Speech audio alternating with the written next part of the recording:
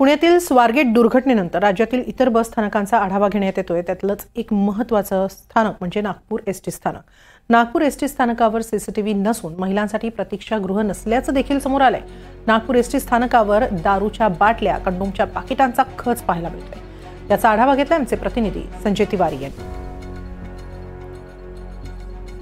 नागपूरच्या या मध्यवर्ती बस स्थानकामध्ये रात्रभर बसेस येत असतात आणि पूर्ण विदर्भच नाही तर पश्चिम महाराष्ट्र आणि मध्य भारतात छत्तीसगड, मध्य प्रदेश इथे सुद्धा इथून बसेस येतात आणि जातात।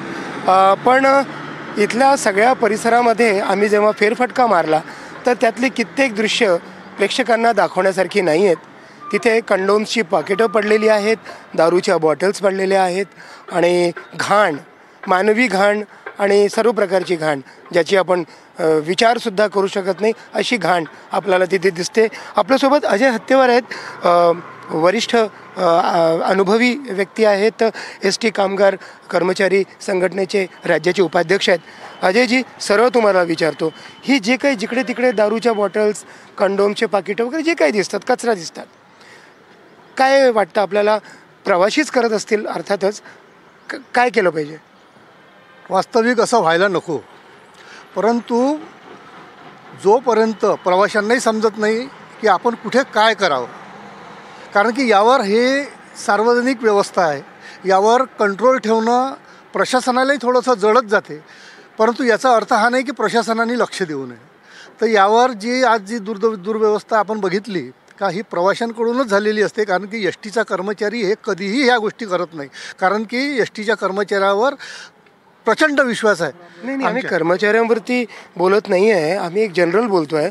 मला एक सांगा, इथे आपण असं म्हणालात की सगळ्या जे प्रशासन आहे त्यांना पण जड जाते, अडचणीचं होते कित्येकदा, पण मग CCTV का नाही आहे? एवढं मोठं बस स्थानक, मध्यवर्ती बस स्थानक, विदर्भातलं सर्वात मोठं बस स्थानक, एकही CCTV कॅमेरा नाही आहे। आणि दुसरा प्रश्न असा की त्याला जोडून रेल्वेमध्ये ज्या पद्धतीने लेडीज वेटिंग रूम असतात, इथे रात्री ज्या एकट्या दुकट्या महिला येतात त्यांना काही तास बस नसल्यामुळे थांबावं लागतं, त्यांच्या सुरक्षेचं काय?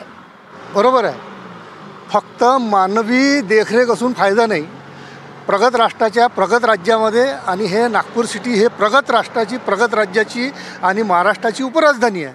तर उपराजधानीसारख्या ठिकाणी CCTV का नाही?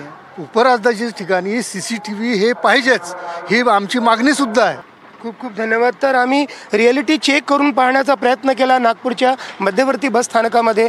आम्हाला जे दृश्य दिसलं, सगळीकडे कचऱ्याचा खच, त्यामध्ये दारूच्या बॉटल्स, कंडोमची पाकिटं आणि तऱ्हेतऱ्हेची घाण, आणि त्याशिवाय CCTV एकही कॅमेरा इथे नसणे, CCTV कंट्रोल रूम नसणे आणि महिलांसाठी रात्री बेरात्री थांबण्यासाठी लेडीज वेटिंग हॉल नसणे।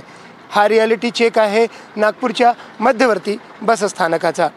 व्हिडिओ जर्नलिस्ट विनय शुक्लासोबत संजय तिवारी, NDTV मराठी, नागपूर।